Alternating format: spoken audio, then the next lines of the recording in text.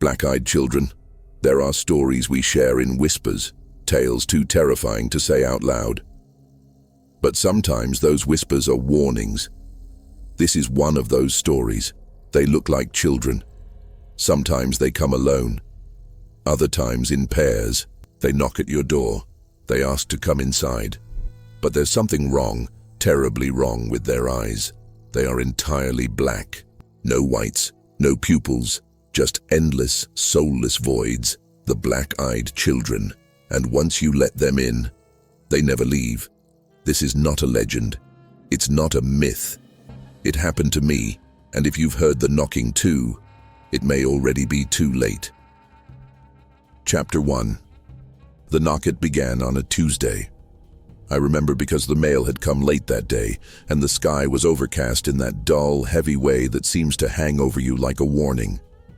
I live on the edge of a small, forgotten town in West Virginia, population barely scratching a few hundred. It's quiet out here, peaceful most days, but that day felt wrong. I live alone in a modest cabin surrounded by woods. My nearest neighbor, Earl, is a quarter-mile down the dirt road. I like the solitude. I used to find comfort in the silence. Now that silence is suffocating. It was almost 8 p.m. when I heard the knock. 3 short raps, sharp, precise, not frantic, not panicked, just deliberate. At first, I thought it might be a hiker lost in the woods, maybe even Earl needing help. But when I opened the door, what I saw made my blood freeze. It was a boy, maybe 10, 11 years old, wearing a faded gray hoodie with the hood up.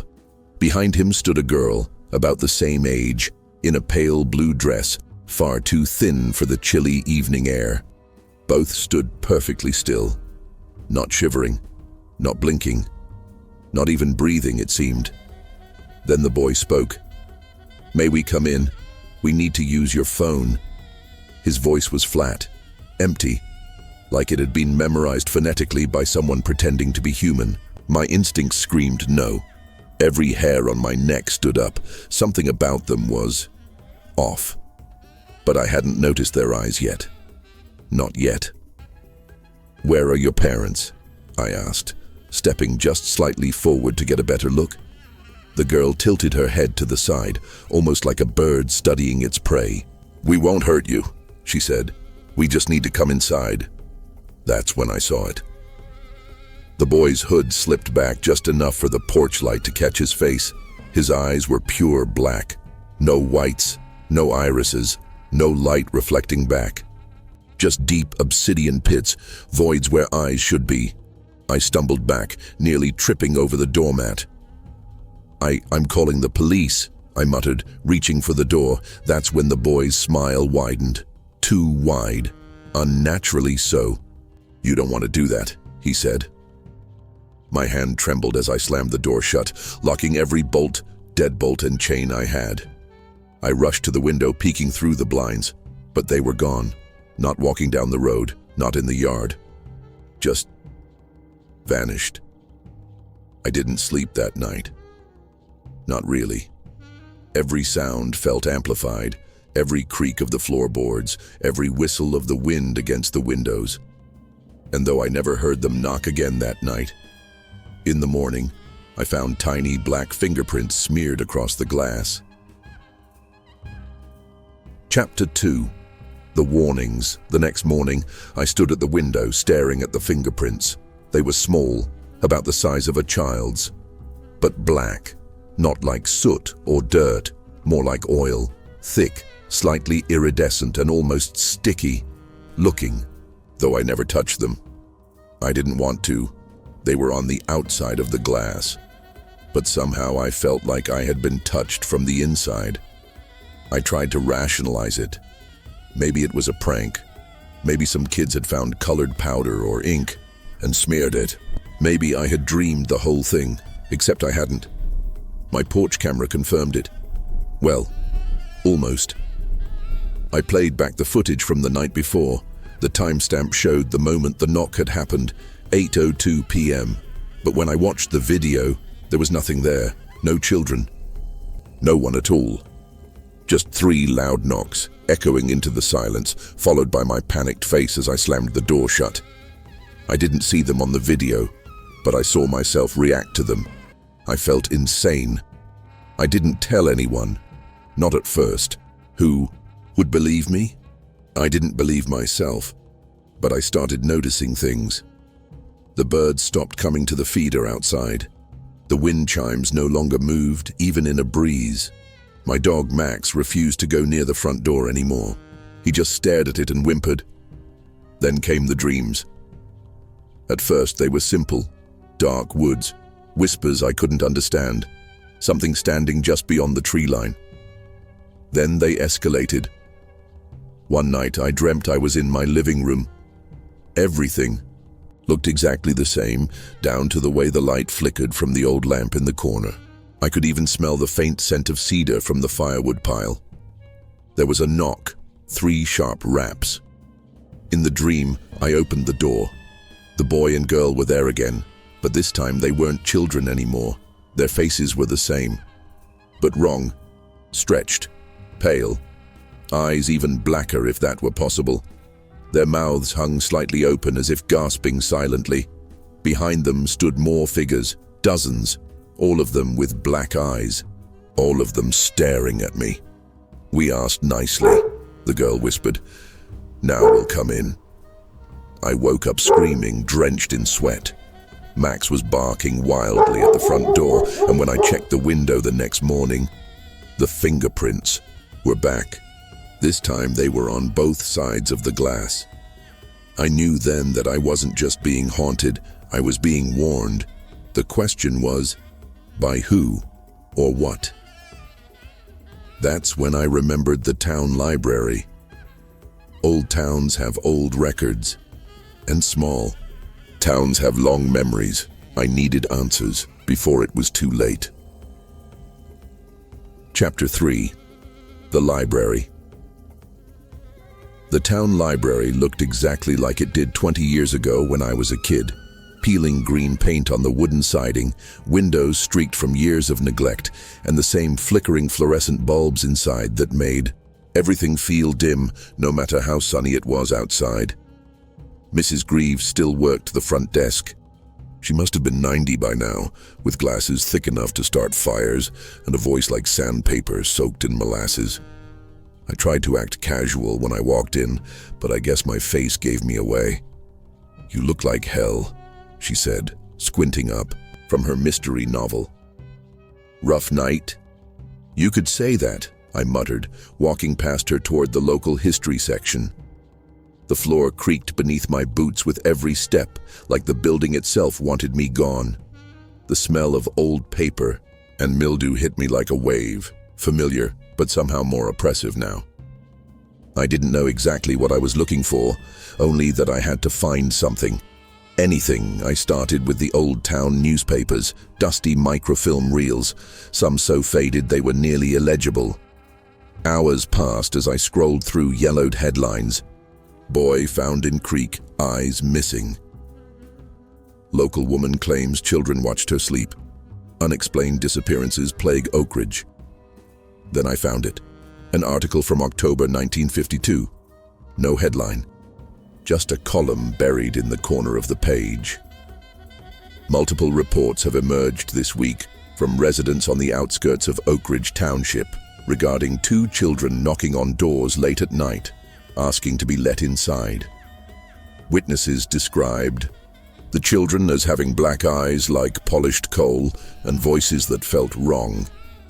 Several dogs have gone missing in the area. Authorities have dismissed the claims as hysteria. It wasn't just me. This had happened before, and not just. Once further digging revealed more. 1971, 1983, 1997. Always in the fall, always in rural towns, always the same description. 2 children, dead black eyes, and a chilling sense of dread. They would ask to come in. And if you did, people vanished. I felt cold, not from the air, conditioning. The library didn't have any, but from something else, something deeper, like my bones were remembering fear they hadn't experienced yet. Looking for ghost stories? Mrs. Greaves asked, startling me as she shuffled toward the aisle. I turned the screen toward her. "You ever hear of this before?" I asked. She leaned closer, eyes narrowing behind her lenses. Then she paled. "Oh, them," she whispered. "You saw them, didn't you?" I hesitated. "I think so." Mrs. Greaves lowered her voice to a hush, eyes darting to the windows as if they might be listening. "My husband, God rest him, he saw them. Back in '71, came home white as a sheet, said 2 kids tried to get into his truck. He didn't let them in, but after that..." Her voice cracked. "He changed. Said he could hear them whispering at night. Said they were inside the house. He started sleeping with the lights on. Died 3 months later. Heart attack. Only 43. She reached into her sweater pocket and pulled out a small silver cross on a chain. "You keep this," she said, pressing it into my palm. "They don't like faith. Do you really believe they're evil?" She didn't blink. "They're not children," she said. "They wear the skin of children, but they're not of this world. Don't let them in." That night, I put the cross on and sat in the living room with every light on. I didn't sleep. I watched the door, and just before 3 a.m., there were 3 knocks. Chapter 4. The Third Knock. The clock read 2:59 a.m. I hadn't moved from the couch since nightfall. Every light in the cabin burned bright, casting harsh shadows on the floorboards. Max lay curled beside my feet, ears perked, eyes locked on the front door. Something in the air had shifted. I could feel it, thicker, heavier. Like the space itself had folded slightly out of shape. Then came the knock. 3 times, sharp, echoing, identical to the first night. My heart stuttered in my chest. I didn't move, not right away. I told myself not to look. That looking only made it worse. But something pulled me. Against every rational instinct, I stood and crept toward the door. Max whimpered softly. I could feel him shaking. I moved to the window instead, careful not to disturb the curtains too much. They were back. Same boy, same girl. But they weren't alone. Behind them, farther down the walkway, were more children. At least 6 or 7, maybe more. Their outlines faint and flickering like candlelight. They stood perfectly still just outside the reach of the porch lamp, like a crowd gathering for a show.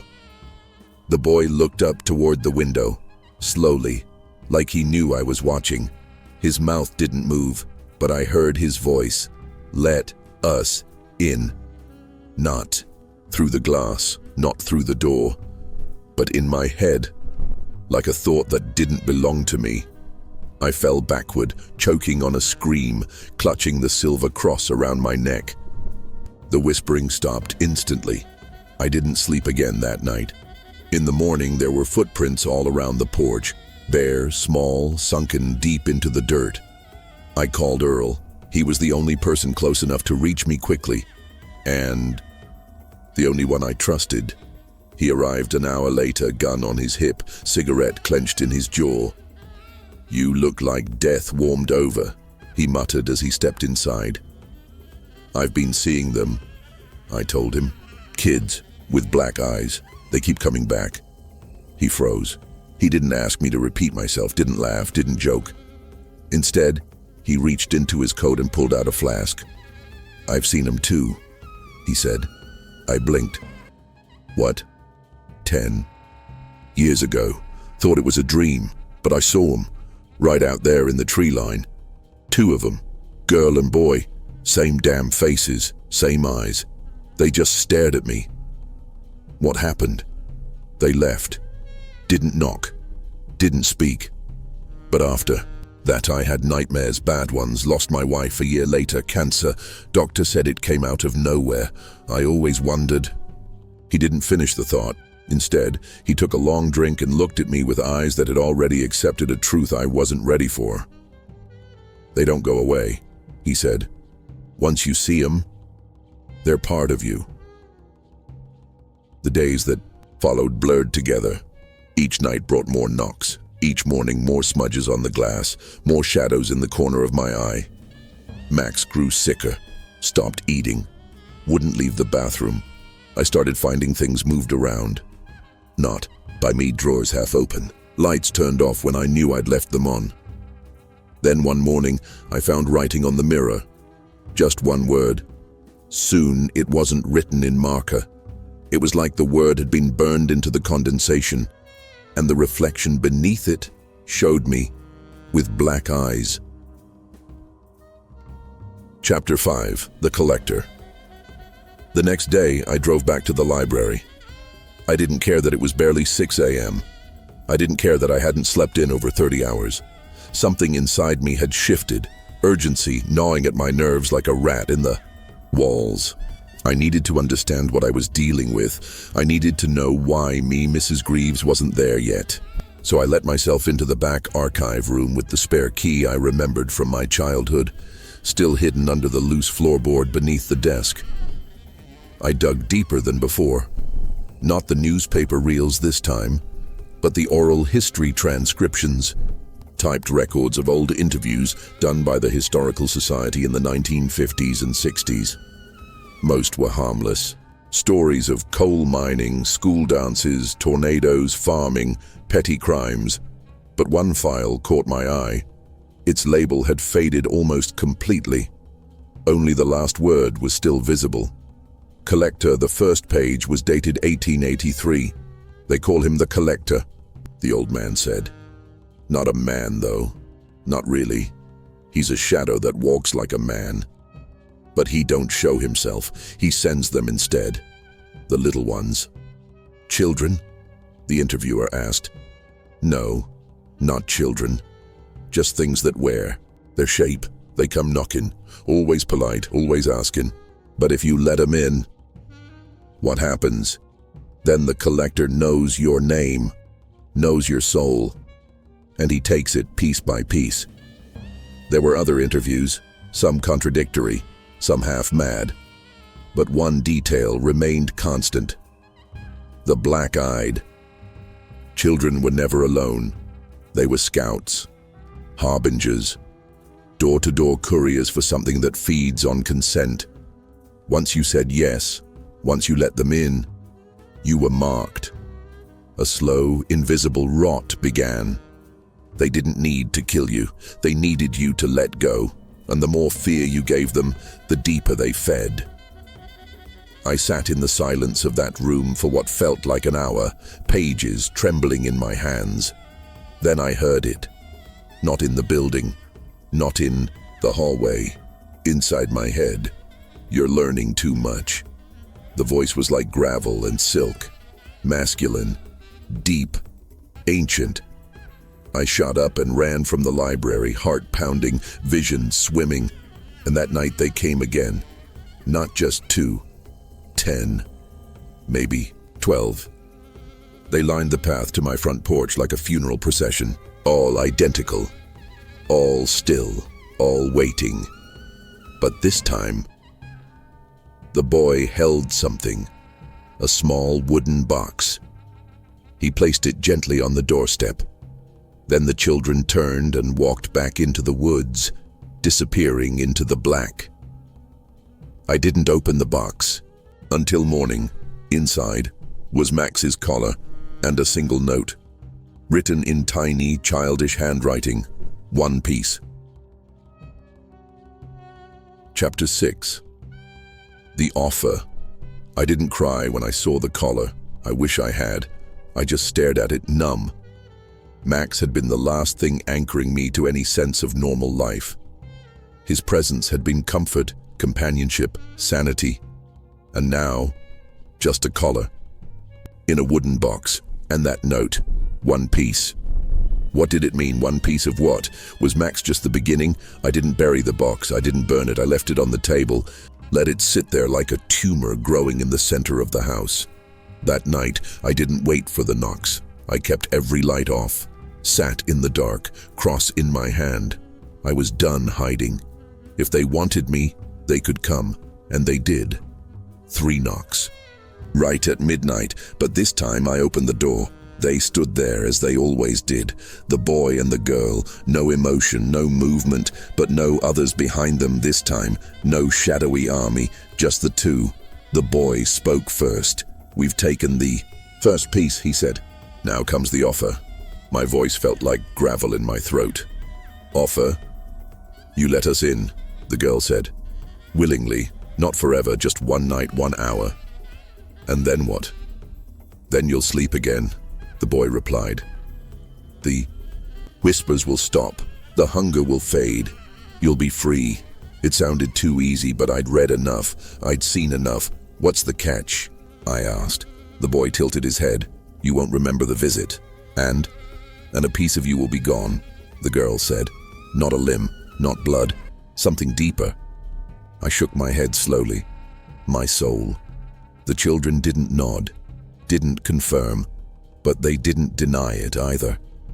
"Why me?" I asked finally. "Why my house? Why now?" The boy smiled. "Because you looked at us too long," the girl added. "Because you didn't pretend it was a dream." I felt my knees weaken. The boy extended his hand. 1 hour, and it ends. I looked at that pale hand, that black void of an eye, and I wanted, God help me, I wanted to say yes. Just 1 hour and peace, but something held me back. I clenched the cross around my neck, the silver burned hot in my palm. "No," I whispered. "Not tonight." The boy's face didn't change, but his voice did. It grew deeper, slower, like something ancient beneath the surface of a calm lake. "You said no," he said. "You all say no, at first. And then they vanished, not walked away, just gone. Like the air swallowed them whole. The moment they disappeared, every light in the house exploded. The bulbs shattered with a deafening crack. Every window cracked inward. The walls moaned. And then I heard a voice behind me, low, echoing, "Not the children. You should have accepted." I turned, but no one was there. Just the open box on the table. And inside it now sat not just Max's collar, but a photo of me, sleeping. Chapter 7. The Sleepwalker. The first time it happened, I woke up on the porch, barefoot, shirtless, knees scraped and bleeding. It was still dark, maybe 4 or 5 a.m., and the air had that hollow stillness that only exists before dawn. The door behind me was wide open. I hadn't opened it. I hadn't meant to. My last memory had been locking every bolt, turning off the lights, lying in bed with the cross clutched in my fist. And yet, there I was, standing outside. In the cold, I went back, in, checked every room, every drawer, every cabinet. Something was wrong. I found a symbol drawn on the living room floor in what looked like ash, a perfect circle with 3 intersecting lines. I didn't recognize it, but when I stepped too close, my head swam, and I felt like I might vomit. I washed it away. I told myself it had been a dream, a fugue state, maybe sleepwalking brought on by trauma and stress. That's what anyone would say. But the second time, there were witnesses. Earl called me at 6 a.m. the following morning. "Where the hell were you last night?" he asked. He sounded rattled, more than usual. "I don't know what you mean." "I saw you," he said. "You were in my yard, just standing there, middle of the night, staring at my house." My throat tightened. "That wasn't me. It was you, damn it. But your eyes..." He stopped. "What about them?" He didn't speak for several seconds. They were black. The line went dead. I tried not to sleep the next night. I really did. But something took over. Somewhere around 2 a.m., my vision blurred, my thoughts fogged, and then darkness. I came to in the woods, standing in the middle of a clearing I'd never seen before. Around me were more symbols drawn in ash and what looked like teeth, small ones, too small to be from an animal. There was someone across from me, a man, kneeling. Then he looked dazed, lost. He raised his eyes and whispered, "Where am I?" I didn't know what to say. I didn't even know who he was. Then I heard the laughter, children's laughter, soft, hollow, all around us. Figures began to step from the trees, dozens, maybe more, black-eyed, pale-skinned, empty-faced. The man began to scream, and then I woke up, back in my bed, clothes clean, feet dirty, arms bruised. I rushed to the mirror. My eyes were normal, but my face, there was ash on my cheeks, and when I checked my phone, I found a photo in my camera roll, taken sometime during the night. It showed me standing over the kneeling man, arms raised, mouth open in a scream that wasn't mine. Chapter 8. The Reversal. I stopped trusting mirrors, not just because of the ash on my face, not just because I kept seeing glimpses of things that weren't there, like shapes behind my reflection that vanished when I turned, but because the man in the mirror didn't feel like me anymore. He looked like me, sounded like me, but every day the eyes looked emptier, like something inside had shifted, like someone else was looking out. I deleted the photo from my phone, not because I didn't believe it, but because I did, and I couldn't stand the thought of proof. Proof that maybe I wasn't just haunted, maybe I was becoming one of them. The dreams worsened. Each time I found myself in new places, sometimes in homes I didn't recognize, standing in doorways, watching, waiting. Sometimes I knocked, other times I didn't have to. In one dream, I stood by a child's bed while they slept, their little chest rising and falling, so peaceful. And then, slowly, they opened their eyes and screamed, because what they saw hovering above them wasn't me. It was a black-eyed version of me. I stopped going to town. People had begun whispering.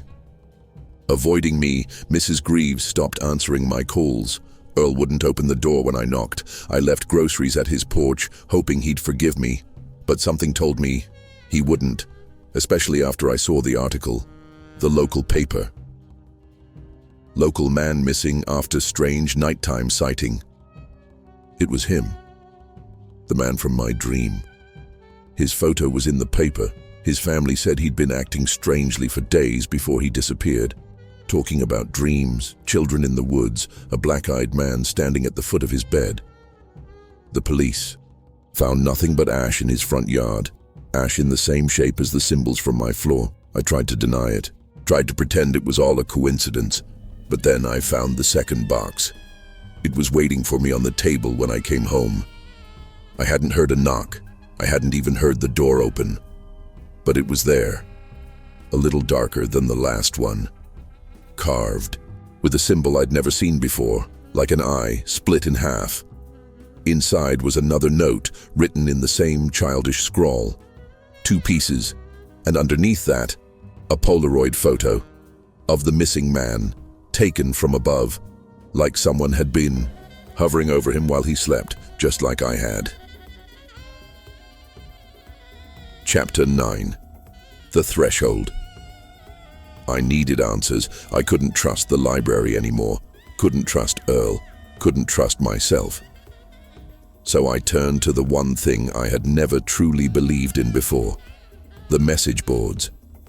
Late at night, in between blackouts and strange dreams, I'd started scrolling through online forums, the ones buried deep beneath the layers of conspiracy and folklore. Most were nonsense, but one username kept coming up. Knock 3 times, they claimed to have seen the black-eyed children in 1974, claimed they had let them in, and survived. Most called them a liar, a fake, a role player, but something about the way they described the encounter felt too real.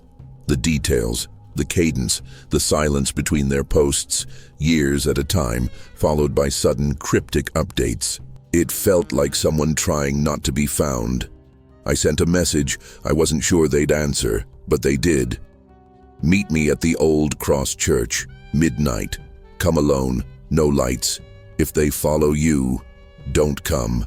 The Old Cross Church hadn't held a service in over 30 years. I remembered it vaguely from my childhood. Charcoal brick, arched windows long since shattered, roof caved in from years of storms and neglect. It sat half sunken into the earth, crooked like a corpse that had never been buried right. I parked a quarter-mile away and walked the rest. No flashlight, just the moon. The forest felt alive. Not in the peaceful way you'd imagine on a normal night, but aware, like the trees were leaning closer, listening, waiting. I stepped inside.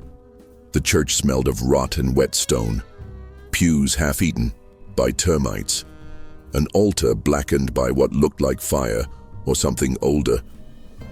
And then I saw him, an old man in a coat too thin for the cold, standing beside the altar, face obscured by shadow, hands clasped like a preacher.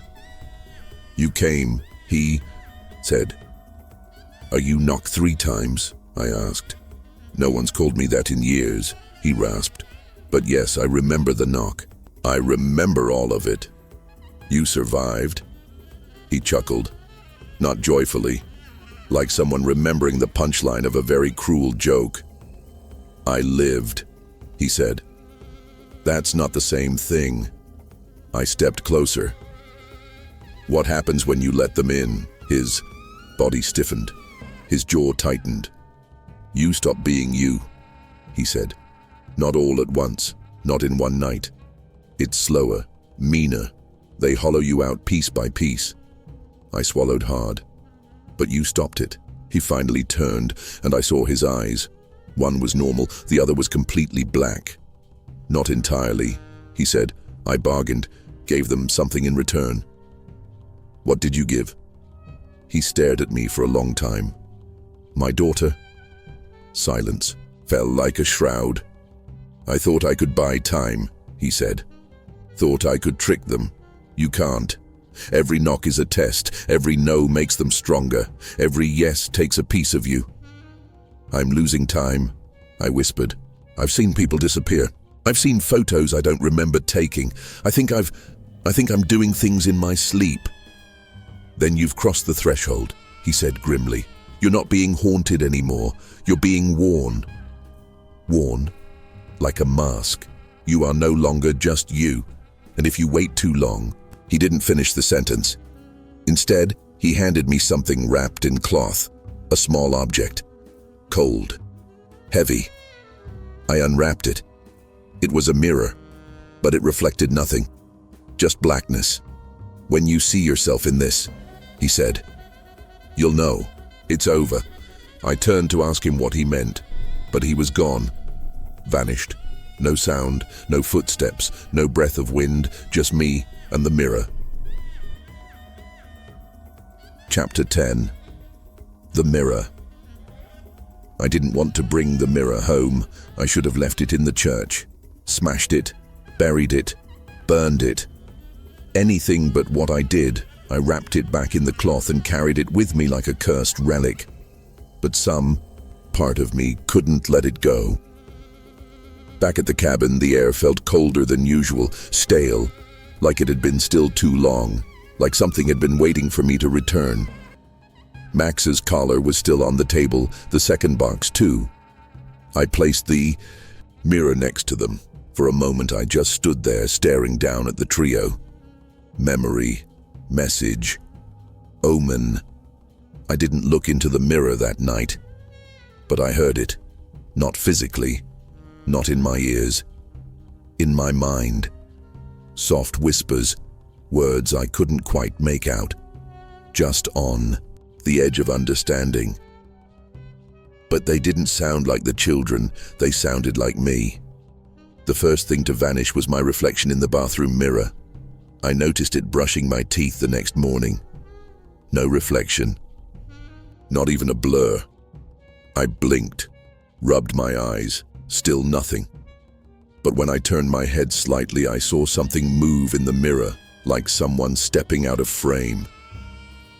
Over the next few days, it worsened. Time began to break. I'd black out for minutes, then hours. I'd wake up in places I hadn't entered. Doors I knew I locked were wide open. The firewood I hadn't chopped was stacked neatly on the porch. One afternoon, I found a freshly dug hole in the backyard, 6 feet long, 3 feet wide, empty, but waiting. I avoided the black mirror for as long as I could. But the third box changed. It was waiting on my bed when I returned from one of my episodes, larger than the last two. The lid slightly ajar. Inside was a single object, a photo of me as a child, and written on the back in the same childish scrawl, 3 pieces. I felt my hands tremble. That was when I realized they weren't just taking from my present, they were reaching into my past. I sat in front of the mirror that night, placed it carefully on the table, lit a single candle, stared into the blackness, and, for the first time, it stared back. I saw a shape, vague, shifting, then a face, my face, but the eyes were black, and the mouth was curled into a crooked smile, and then it spoke, with my voice. "We're almost done," I screamed, threw the mirror across the room. It didn't shatter, it didn't even crack. It landed on the floor, face up, still showing my black-eyed reflection, still smiling. Chapter 11. The fourth box. I didn't sleep after the mirror spoke. Not because I didn't try, but because I couldn't. Every time I closed my eyes, I felt like I was falling, not into sleep, but into someone else's memory, or maybe my own. I saw flashes of faces I didn't recognize, places I'd never been, and always, at the edge of those visions were children with black eyes, standing silently, waiting for me to notice them. And when I did, they smiled. The fourth box came during daylight. It was sitting on the kitchen counter when I came in from chopping wood. I hadn't heard a knock, no sound at all, just there, waiting. This one was heavy, the wood darker, burnt at the edges as if it had passed through fire. The symbol carved into the lid was jagged now, no longer smooth or curved. It looked like a mouth, screaming. I opened it. Inside were 4 items: a child's drawing of a house on fire, a single tooth, a torn corner of a photograph, my own, smile, ripped at the edge, and a name tag with Earl's name on it. There was no note this time, just the number scrawled on the inside of the lid. I drove to Earl's place immediately. The front door was ajar. The windows were broken. Inside, it was quiet, too quiet. No creak of the floorboards, no hum of the fridge. Just a cold, unnatural silence that made my stomach twist. The kitchen was covered in ash, symbols scorched into the wood floor, and at the center of the living room, a 5th box, unopened, with my name carved into the lid. I didn't touch it. I left the house, shaking, heart pounding so loud I could barely hear myself think. I drove home like a madman, headlights off, engine roaring, and when I reached my front door, there were children waiting for me, 4 of them. They didn't knock this time. They were already inside, standing in my living room, smiling. I backed away, slowly, hand reaching for the cross at my neck, but it was gone. Somehow during the day, during the blackout, I had lost it. Why? I asked. Why now? Why not just take me? The boy spoke. You opened the door long ago. The girl added, now we are only collecting what's owed. I pointed at them, my voice cracking. You can't be here. You're not allowed unless I say yes. They all spoke at once, not in unison, but in harmony. You already did. And then they vanished. I sat in the dark for hours, staring at nothing, trying to remember. When did I say yes? Was it in a dream? Was it the night I stared too long into the mirror? Was it when I refused the first offer but kept seeing them anyway, or was it earlier? When I opened the very first door and didn't run? Maybe consent isn't always a word. Maybe sometimes it's just attention. Chapter 12. 5 Pieces. I didn't sleep. I didn't move. I barely breathed. The children had been inside. Not in the dream. Not in the mirror. Here, in my home. And I hadn't stopped them, because I couldn't. Because somewhere, somehow, I had already let them in. I avoided Earl's box for as long as I could. But by the next evening, it was no longer at his house. It was on my porch, wrapped in coarse black cloth, wet from the rain. But the inside was dry when I finally unwrapped it. Inside, there was no note, no photograph, just a small recorder, the kind reporters used in the 80s. I stared at it for a long time before pressing play. Static, then a click, then a voice. Earl's. If you're hearing this, they got me. I don't know how long I've been gone. Days? Weeks? Time's different now. It loops. It frays. I'm still me, but only sometimes. They take memories. Not all at once. Just the ones that matter. Your mother's laugh, your first love, your name. Then one day, you look in the mirror, and there's nothing left to reflect. Don't try to fight. Don't run.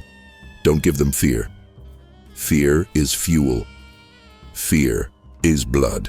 If you still have your name, hold on to it, write it, say it, bury it in your mouth. Because once you forget who you are, static. Then silence. Then a child's voice. Faint. 5 pieces. I dropped the recorder, not out of fear, out of recognition. Because that voice, it sounded like me when I was a child. I ran to the bathroom, turned on the light, looked in the mirror. This time my reflection looked back, but something was off. My eyes were the right color, my face looked the same, but my mouth was moving, and I wasn't speaking. 5 pieces, it mouthed again, and then it smiled. That night I forgot my mother's name. It came like a flickering light, a name on the tip of my tongue, then gone. I searched through old photo albums trying to remember her face, but all the pictures were blurry. I opened my journal to write it down, hoping it would jog something, but every time I put pen to paper, my hand froze, and when I looked down, I had written the same thing over and over. We are coming through. I tried calling someone, anyone, but every number I dialed brought back silence or laughter, not adult laughter. Children's laughter, soft, mirthless, hollow. I smashed the phone, but when I looked again, there was a 6th box on the kitchen table. It was unopened, but I already knew what was inside. I could feel it before I even touched the lid. Inside that box was my name, and once I opened it, it would be gone. Chapter 13. The 6th box. I didn't open it, not right away. The 6th box sat on the table like it had always been there. The wood was darker now, nearly black, like it had been scorched by something not of this world. The air around it pulsed, throbbed. Breathing in rhythm with my own, I circled it for hours. Sometimes it looked bigger, sometimes it looked like it was shrinking, but it never stopped whispering. Not aloud, in my mind, over and over again. Open it, finish it, forget it. I tried to anchor myself. I tore through old notebooks. I scratched my name into the walls. I carved it into the underside of the coffee table, into the wood of the porch rail, into my own arm. I said it over and over. I am me, I am me, I am. But the mirror showed someone else. Every time I looked, my reflection had shifted, slightly. Little taller, a little thinner, eyes a little deeper, skin a little too pale. I blinked, and for a second it wasn't my reflection at all. It was the boy, the first one I saw. Hoodie, black eyes, half smile. He raised his hand and waved, then pointed. Down to the 6th box I ran, grabbed my keys. Got in the truck. Didn't care where I was going, just away. The town was different. Empty. Wrong. Windows boarded. Doors open. Streetlights flickering even in daylight. A dog barked in the distance and was cut off mid-sound like someone had pressed mute on the world. I went to the diner, where there used to be chatter, laughter, plates clinking. Now only one person sat inside, Mrs. Greaves, sitting perfectly still in a booth, facing the wall.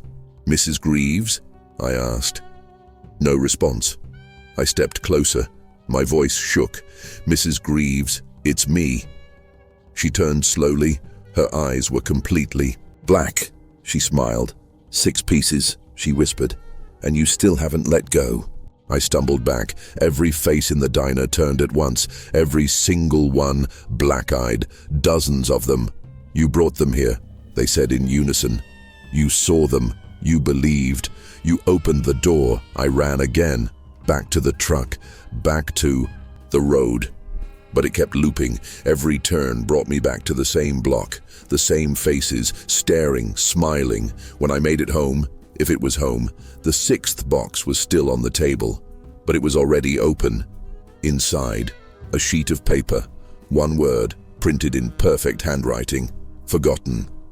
And suddenly I couldn't remember. What was my name? What year was it? Why did I come home? Was this my home? I stumbled to the mirror, held it up, prayed for an answer, and the reflection smiled. The boy in the hoodie, staring back, he tilted his head. "There's one piece left." Chapter 14.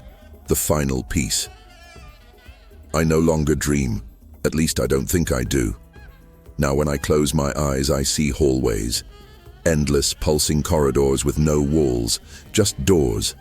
All of them slightly open, all of them whispering my name. Or what? Used to be my name, because I don't remember it anymore. The 6th box took it. The photo albums are blank. The carvings I made into the walls are smudged. The writing on my arm has faded into scar tissue. Every trace of me is erased. Only one thing remains now. The 7th box. It was waiting for me in the bedroom. I didn't see it arrive. Didn't hear anything. It was just there, in the middle of the bed. No wrapping, no markings. The darkest of them all. It was almost like a void, a cube made of night itself. The moment I saw it, I remembered everything, not the good things, the others. All the things I had done. While I wasn't me, the dreams that weren't dreams, the houses I had visited, the people who had vanished, the children who now wear my face. I didn't want to open it, but I knew I had to. The longer it stayed shut, the louder the whispers became. Until it wasn't just in my ears, it was in the walls, in the mirrors, in the space between seconds. So I opened it, and inside was a mirror, not the black one from before. This one was silver, plain, clean. I saw myself clearly, but not as I am now.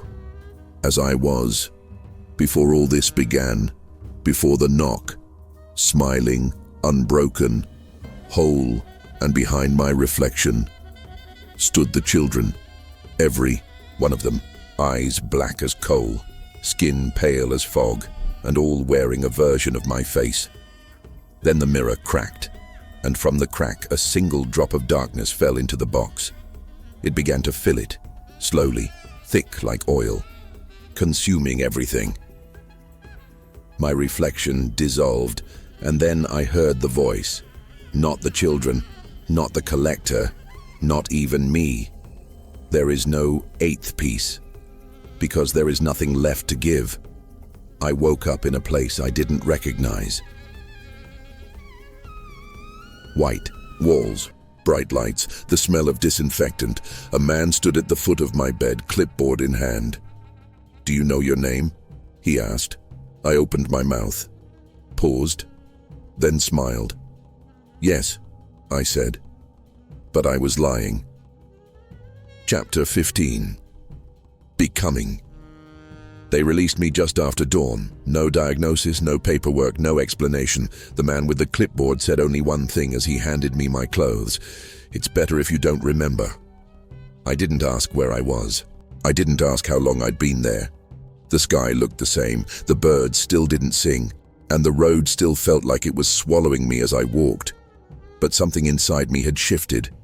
I felt lighter, not relieved, not free, hollow, like a building after the fire. The frame remains, but the heat has taken everything else. When I returned home, the cabin was empty, the seventh box, gone, the black mirror, gone. All 6 boxes before it, as if they'd never existed. But there were new things, a chair I didn't recognize, a photo on the wall I didn't take, a voice message on the phone from a woman I didn't know saying, "I'm glad you're back. The kids miss you." I don't have children. I never did. At least, I don't remember any. But something about her voice made the back of my neck tingle. It sounded like someone I almost knew. I walked to town. People waved, smiled, nodded like they'd known me all along. No black eyes, no silent stares. But there was something wrong. Too calm, too perfect, like a dream trying too hard to convince you it's real. At the diner, Mrs. Greaves served me coffee with a wink. "Good to see you again," she said. I didn't ask her how she was still here. Didn't ask why her eyes looked normal now. I just drank the coffee, because suddenly I was very, very thirsty. That night I heard the knock 3 times, precise, soft. I didn't go to the door. I didn't need to, because I was already standing on the other side, looking in. I don't know how I got there. One moment I was in bed, staring at the ceiling. The next, I was outside the house, watching myself through the window. Inside, I was asleep, peaceful, mouth slightly open, breathing slow. But out here, I was awake and I wasn't alone.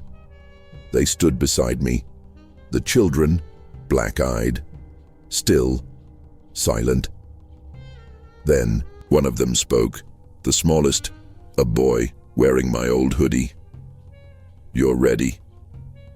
In the mirror that night I saw it, the final change. My eyes weren't fully black. Not yet, but the color was fading, and behind me, I could see doors, dozens, waiting to be knocked on.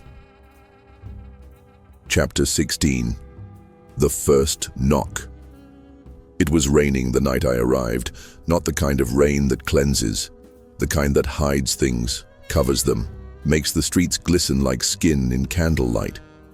The town was smaller than mine, sleepy, tucked behind hills and heavy with the smell of moss and pine.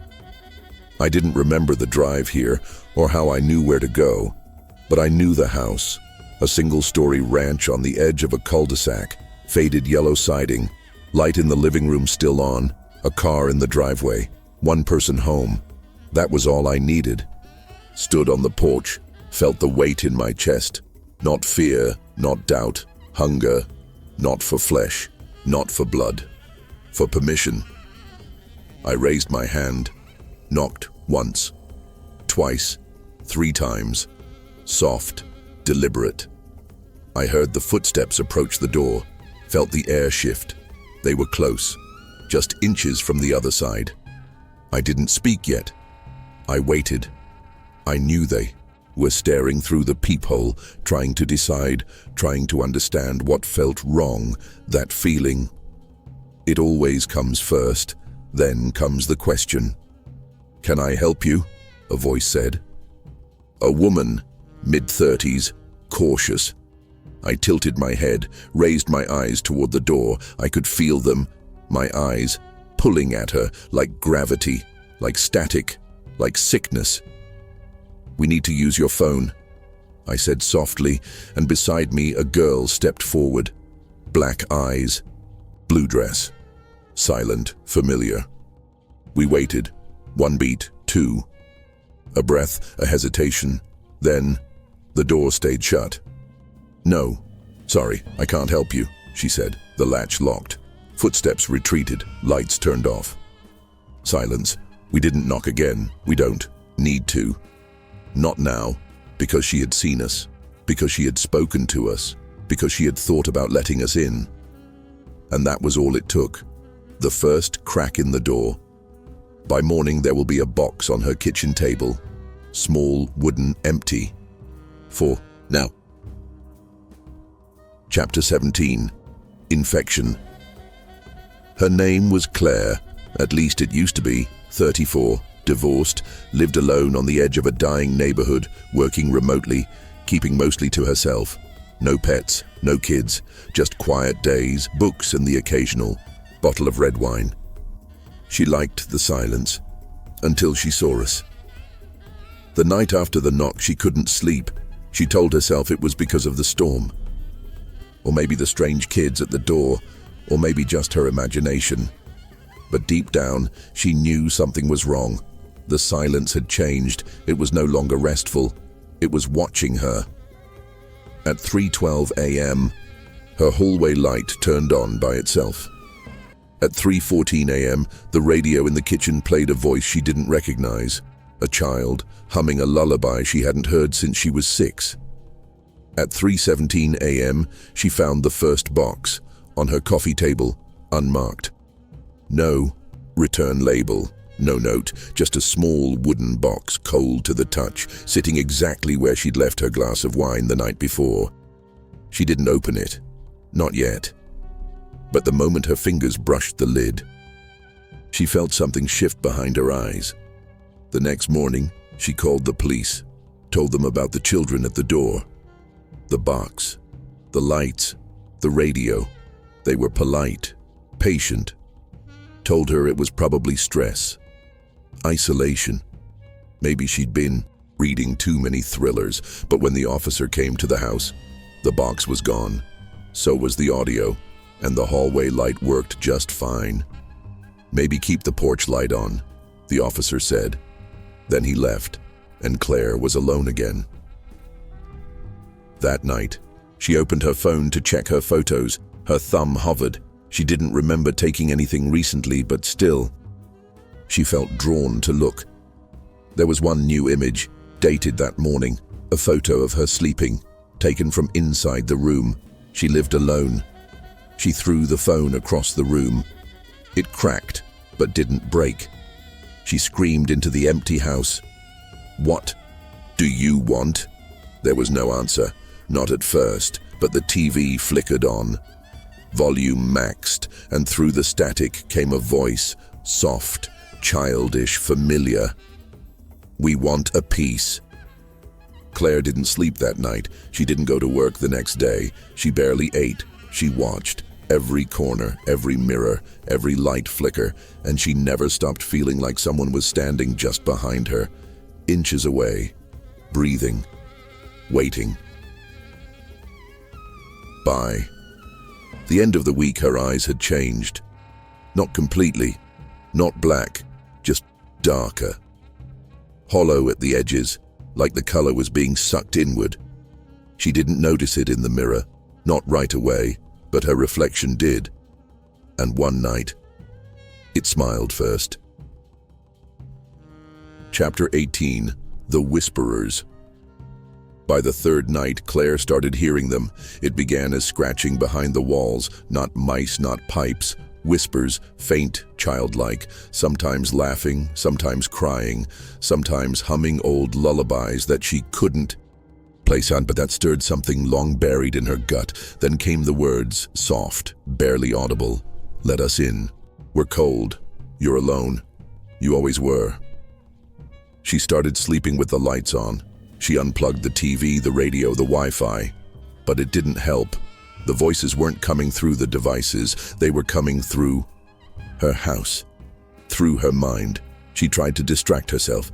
She filled the house with sound, podcasts, news, jazz on vinyl. But the voices adapted. They began speaking through the noise. One morning she was boiling water for tea. The kettle whistled. Through the pitch of the steam, she heard Claire. She dropped the mug. Porcelain shattered. The sound echoed through the kitchen like applause. The second box appeared 3 days after the first. This one was smaller, smoother, almost elegant, sitting at the center of her bed, wrapped in paper with faint drawings on it, children's drawings, stick figures, a house, a tree, a dark scribble in the sky. She opened it. Inside, there was no note, just a single baby tooth resting in red velvet. She threw the box across the room. The tooth didn't fall out. It stayed perfectly still, as if gravity didn't apply. Claire didn't leave the house after that, didn't answer calls, stopped checking emails, blocked out the windows with blankets, but the whispers got louder, bolder. She began hearing her own voice among them, laughing, mocking. She found sticky notes she didn't write. They like you. You're a good host. You're almost ready. Then one night she heard footsteps, not in her dreams, in the attic, heavy, deliberate. She climbed the ladder with a flashlight in one hand and a hammer in the other, every nerve in her body screaming, every muscle tight. At the top, she pushed open the hatch. Dust floated like snow in the beam of her light. No one there. But in the far corner, another box. This one was open. Inside was a photo of Claire, age 6, at a birthday party, candles lit, cake untouched, and behind her, 2 children, both with black eyes. Chapter 19, The Bleeding Mirror. Claire avoided mirrors for as long as she could, but in the end they always found her. She covered the bathroom mirror with a towel, smashed the vanity upstairs, left the hallway one smeared and dusty, ignored. But one morning, after yet another sleepless night, she woke to find every single cloth removed, every shard of the broken mirror reassembled on the floor like a puzzle she hadn't solved. The hallway mirror had been wiped clean from the inside, and in the center of the glass was a small, slow drip of blood running downward from nowhere. She stepped closer, held her breath, then her reflection blinked. Before she did, Claire stumbled back. Her reflection stayed still.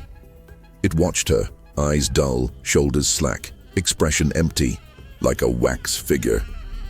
Then slowly, its lips moved, piece by piece. Claire gasped, shook her head. No, this isn't real. The reflection tilted its head, and from its mouth a second voice emerged. Not hers, not a child's, not even human. Soon you'll forget what your face ever looked like. She covered every mirror again, every surface that reflected, the screen on her phone, the black glass of the TV, even the puddle in the driveway after it rained. She couldn't trust any of them, not anymore. But they kept showing her, everywhere. Photos of her that she didn't remember taking, drawings made in charcoal, crude outlines of her face with the eyes scratched out, her own handwriting in her journal, different tone, different words. You are the doorway. They come through. You now, thank you. Claire reached out for help one last time. She wrote an email to a friend in another state, didn't explain everything, just begged her to come visit, to stay, to watch her. But the message never sent. Instead, her screen went black, then displayed a single line of text. She belongs to us now too. That night, Claire saw herself standing in the mirror again, not the waxy version, not the empty puppet. This time it was her, alive, awake, but older, eyes black, lips moving, and behind her reflection, a row of children, unmoving, silent, each one wearing her face at different ages, 6, 10, 14, 22, every version she had ever been, every piece they had taken. Chapter 20, The Hollowing. Claire woke to silence. Not the natural kind, the oppressive kind, the kind that presses into your ears, into your chest, as if the world itself is holding its breath. She tried to speak, to say her name, but the word didn't come. Her lips moved. Her tongue shaped the sound, but the air passed through without form. She tried again. Nothing. No voice. No name. No sound at all. She went to the bathroom and stood in front of the towel-covered mirror. She didn't remove the cloth. She just stared at it, willing it to tell her who she was, but inside, she already knew. She was emptying. Like a pitcher tipped slowly, each drop of memory, voice, identity taken with perfect precision. On the kitchen table sat the fourth box. It hadn't been there the night before. It was smaller than the others, lined with red velvet. A child's drawing of a house was carved into the lid, but the house was upside down and the windows were blacked out.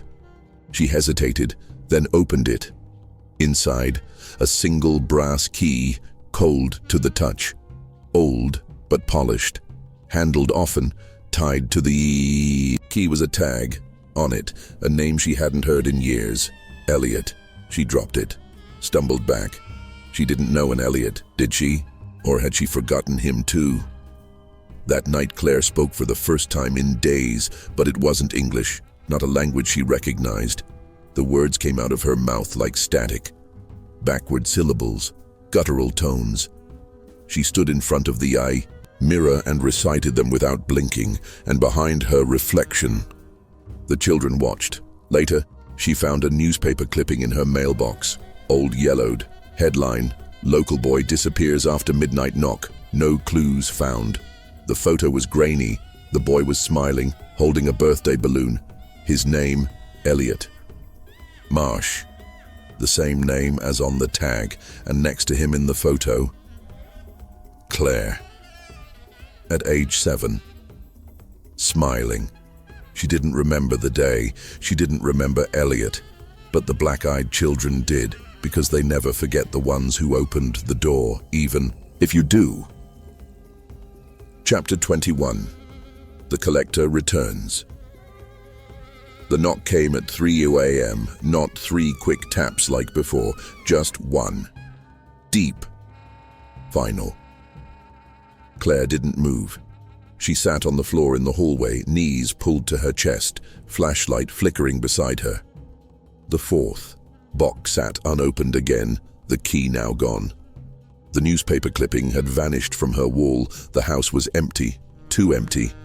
Even the dust had stopped settling. Then the knock came again. Same rhythm, one strike, heavy, like a command. Claire stood up. She didn't remember walking to the door, didn't feel her hand reach for the knob, but somehow she was opening it. Not to the children. Not this time. This time, it was him, tall, thin, wearing an old black coat that moved like smoke around his ankles. No face, just suggestion of features. Eye sockets hollow, mouth a shallow line, skin pale and stretched, like time had tried to erase him, but failed. The Collector. She didn't recognize him with her mind, but her bones did. They knew him, had always known him. "You've been a good host," he said. His voice sounded like a record warped by heat, distorted, trembling. Claire didn't answer. She couldn't. "You've remembered enough to bring them through. You've forgotten enough to make room." He stepped forward, onto the threshold. The air behind him bent. Dark figures hovered at the edge of the porch. Children, dozens, all with black eyes, all with smiles stitched too wide. "You still wonder who you are," the Collector continued. "Let me help."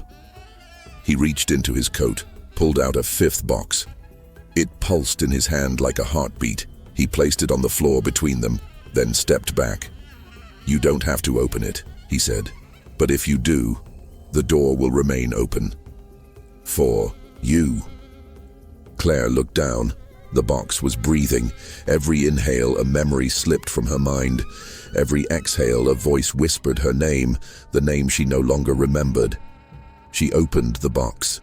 Inside, nothing. Just a single slip of paper. One word, "Stay." And she felt it. The pull, not of fear, but of familiarity. A gravity that came not from terror, but from belonging. as if the children weren't invaders, but family. The collector stepped back into the shadows, vanished. But the children remained, standing just outside the light, waiting for her decision. That night, Claire stood in front of the bathroom mirror, removed the towel for the final time. She looked at herself, saw her mouth move, and from her reflection the voice came, "You opened the 7th box, now open yourself." Chapter 22. The Door That Breathes. Claire didn't open the 7th box because she didn't need to. She was the 7th box.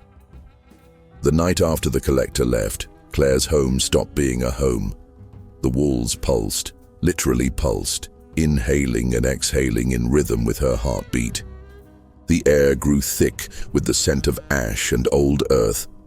The light bulbs dimmed to a red-orange hue, flickering like candlelight underwater. When she walked, the floorboards didn't creak. They whispered. Every step forward repeated names she didn't know, but felt familiar. Marcy, Tobias, Elliot, Claire. Her own name came last, and it sounded wrong, stolen, worn thin by too many mouths. She no longer needed sleep or food or memory.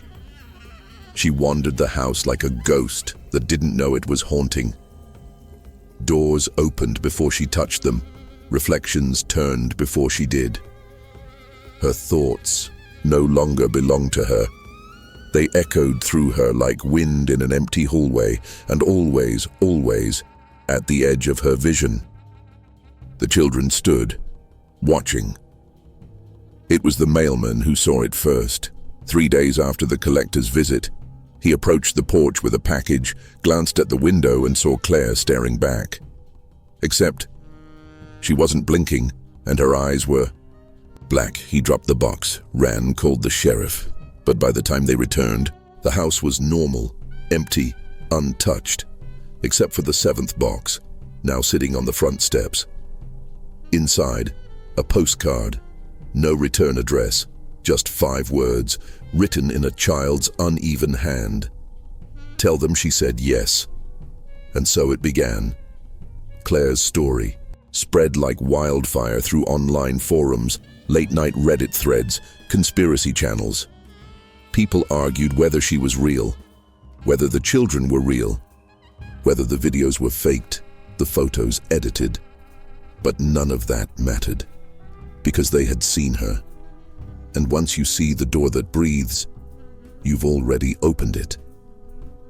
In a small town 4 states away, a man named Jonah sat at his desk reading about Claire's story.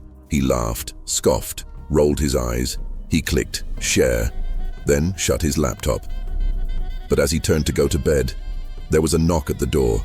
1, 2, 3, soft, polite, and at his feet, a small wooden box. Chapter 23. The Ones Who Watch.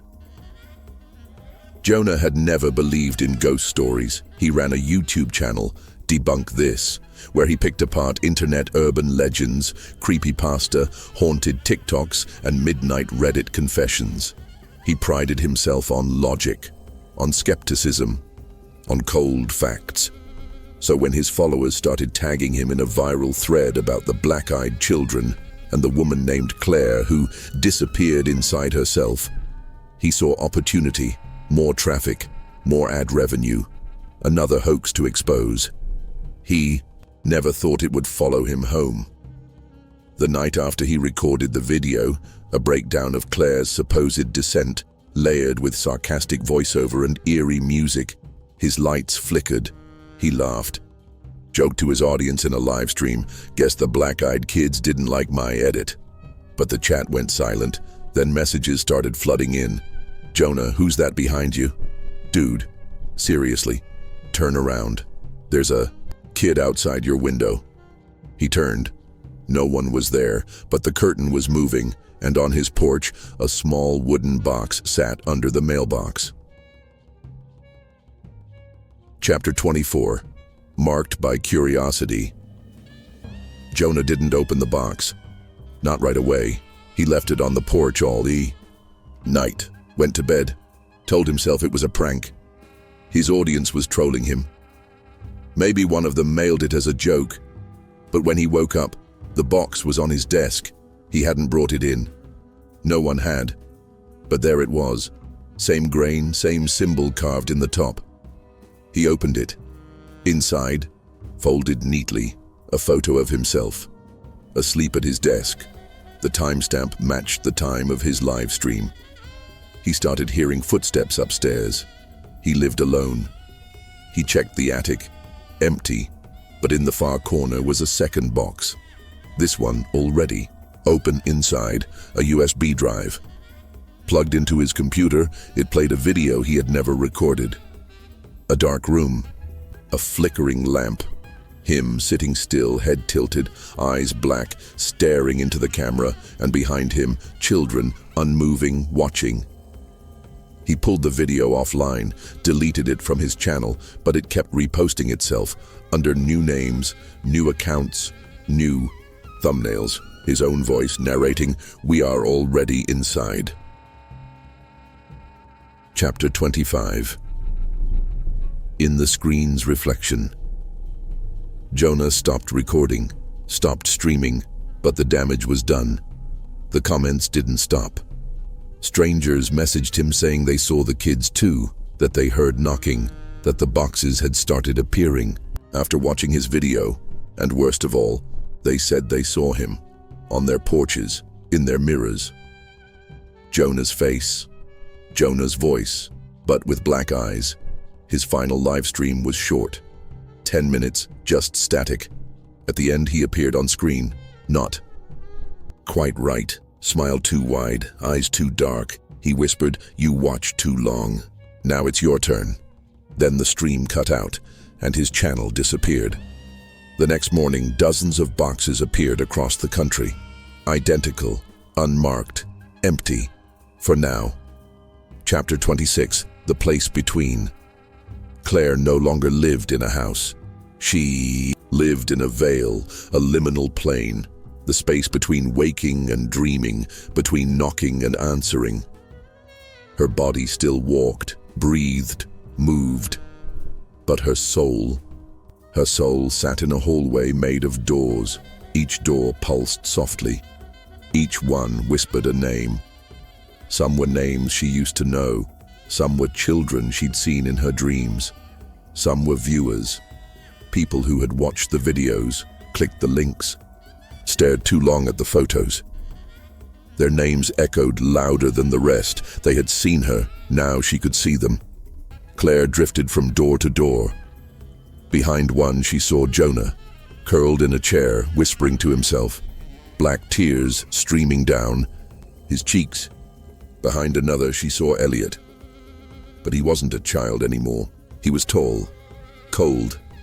His eyes glowed with the same void as the collector, and behind the largest door, Claire saw herself. Not how she looked now, how she had once been. Smiling, alive, human. But when that version of her turned, it had no face at all. Chapter 27. Claire of No Name. In this new place, names held power, but Claire had none left. The collector had taken the last sliver when she opened the 5th box. She could no longer speak it, no longer remember it. Only the children knew, and they used it against her. Every time they whispered it, her body twitched, moved, did what they wanted. She had become a door, one that walked, one that could approach others, one that could invite the children through. She didn't knock, she simply stood and waited, and people let her in, because they didn't know. Not until it was too late.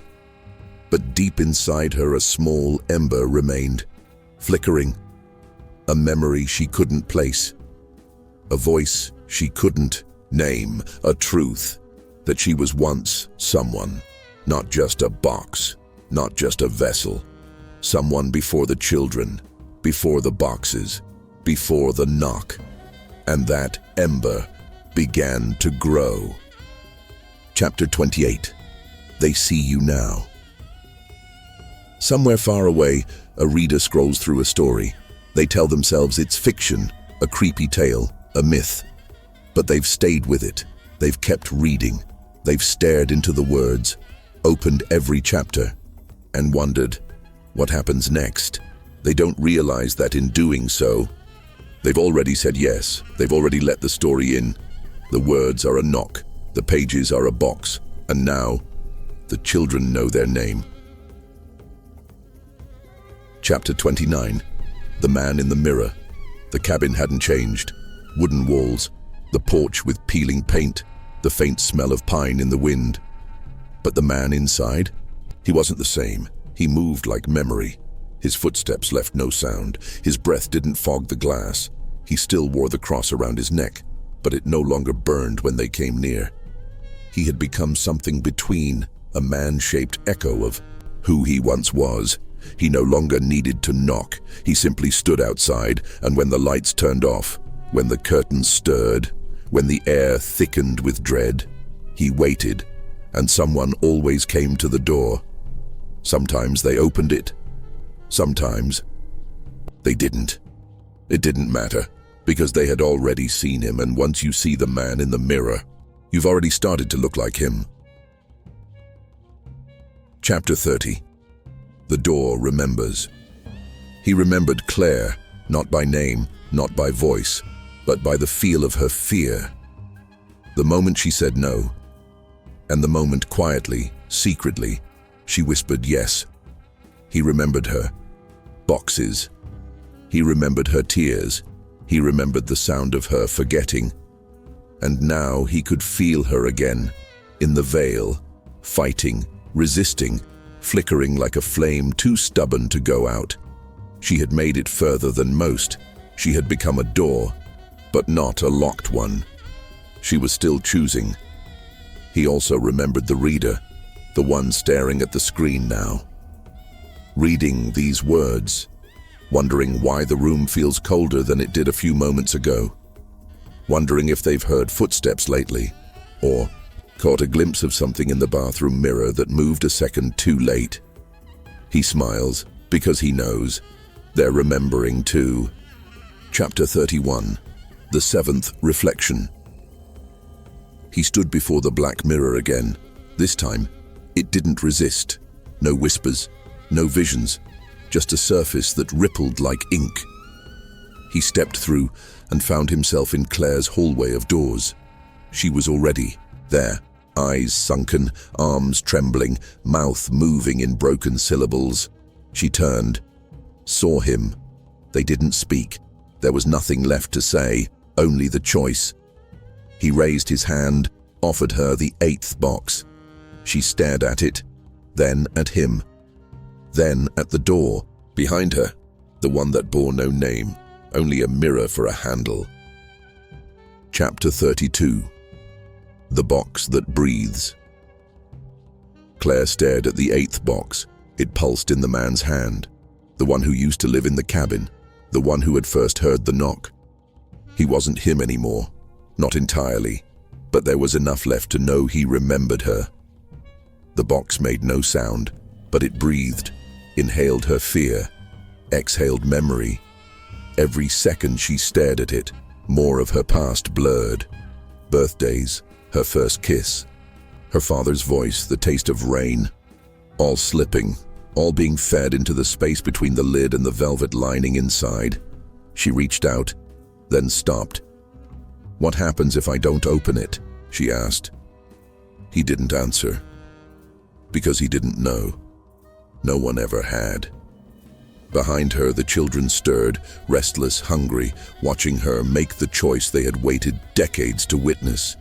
But Claire didn't turn to them. She turned to the nameless door, the one without a box, the one with a mirror for a handle, and in its reflection, she saw herself, not as she was now, but as she could be, if she remembered. Chapter 33. The Collector Speaks. The world behind the hallway rippled, the air twisted like warm wax, and from the center of it stepped the Collector. His skin now cracked, his coat unraveling into mist. His voice came from every direction at once. No one has ever made it this far. Claire didn't flinch. "Why the boxes?" she asked. "They are containers," he said. "For memory, for fear, for faith. Each box you open weakens your shape until you are soft enough to reshape." "Into what?" The collector tilted his head and for the first time smiled. "Into a doorway." Claire held up the 8th box. "What if I open this one and it's empty?" The collector's smile faded. He stepped back for the first time. He looked afraid. Chapter 34. The story that opens you. Right now, you're reading this. Maybe you've been following since chapter 1. Maybe you're new. Maybe you're just curious. But understand this, you've opened every box with your eyes, with your attention, with your belief. You've let the story in, and now it's remembering you. Check your window. Check your hallway. Check the reflection behind you. Because somewhere out there, a box is waiting, and when you open it, it might not be empty. It might contain a photo of you reading this exact sentence. Chapter 35. Through the Mirror. Claire didn't open the 8th box. Instead, she walked to the door with the mirrored handle. She reached out. The reflection didn't mimic her. It moved first, smiling, nodding, welcoming. She touched the handle, and the mirror shattered without sound. The pieces didn't fall. They drifted upward, becoming ash, then wind, then nothing. The door opened, and Claire stepped through on the other side. Light. Not warm, not cold, just endless white, an absence of shadow. In the distance, shapes, people, versions of her, some crying, some screaming, some smiling with black eyes. She wasn't inside a hallway anymore. She was inside every box ever opened, and she was not alone. Chapter 36. The Collector Cracks. Back in the hallway of doors, the collector staggered, his smile gone, his eyes wide, his form flickering. He looked at the man from the cabin, now his silent servant. "She chose the mirror," he hissed. The servant said nothing, only tilted his head as if listening to something far away. "The story is unraveling," the collector growled. She wasn't supposed to refuse. He reached for the 8th box, but it was gone. In its place, only a shard of mirror, and when he touched it, he screamed, because for the first time in eternity, he saw himself, and he was empty. Chapter 37. The One Who's Reading. You've read every chapter. You've followed the black-eyed children. You've watched Claire fall and crawl and rise. You've seen Jonah vanish. You've remembered the cabin. You've felt the soft knock behind your mind. And now, the story turns to you because the next box has your name carved into the lid. It's not in your house, not on your desk. It's in your memory, waiting. Maybe it's that dream you had as a kid, the one with the door you never opened.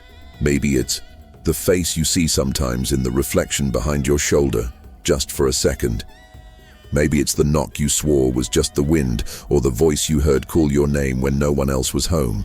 It doesn't matter where it is, because you've already opened it, you just haven't remembered yet. Chapter 38. The Memory That Bleeds. Inside the white space and the mirror beyond the mirror, Claire wandered through the fragments of herself. Not metaphors, real memories, each floating like a shard of stained glass, flickering between clarity and static. She saw her mother brushing her hair, the boy named Elliot reaching for her hand, herself as a teenager staring into a screen, reading something that knew her name, a wooden box, unopened, but already empty. She touched one memory and her hand came away wet, not with blood, but with ink, the kind stories are written in, and for the first time she understood. The black-eyed children didn't feed on fear, they fed on narrative, on attention, on belief, on people who stayed until the end. Chapter 39. Claire's Last Word. Back in the hallway, the doors were shuddering. The collector howled, the walls cracked. Each name he had taken, etched into the doorframes, began to fade. He staggered to the center of the corridor where the servant stood, the man from the cabin, his first host, his most loyal doorway, but the servant didn't move, didn't kneel. He spoke. She remembered. The collector's mouth split open, too wide, too many teeth, too much void. She cannot, but she did. Claire stepped through the final door. She stood before them both. She held no box. She held no mirror. She held only a word. Her name. Her real name. And when she spoke it, the entire hallway burned. Chapter 40. What the collector fears, the Bay.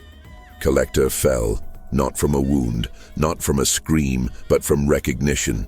He saw her, not as prey, not as a vessel, but as a story he could no longer control. Story that had rewritten itself. He tried to crawl, but the floor was ash, the doors had closed, and all the children, gone, released. Except for one, the boy, the first one. He walked to Claire and took her hand. His eyes, no longer black, only tired, only human. We were never meant to stay, he whispered, only to warn, and then he vanished. Chapter 41. The Ash of Names. The hallway was gone, the collector was gone, the doors were ash, and Claire stood alone, but not empty, not broken. She had remembered herself. Each memory was a flame, each word a weapon, and now she carried them all. Not in boxes, not in scars, but in her voice. She walked through the whiteness. The children no longer followed. The mirror no longer reflected.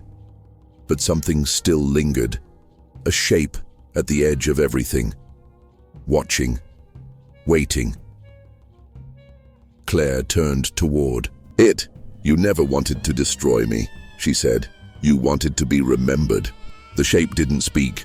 It didn't have to, because every horror needs a host and every story needs a listener. Chapter 42. The mirror closes.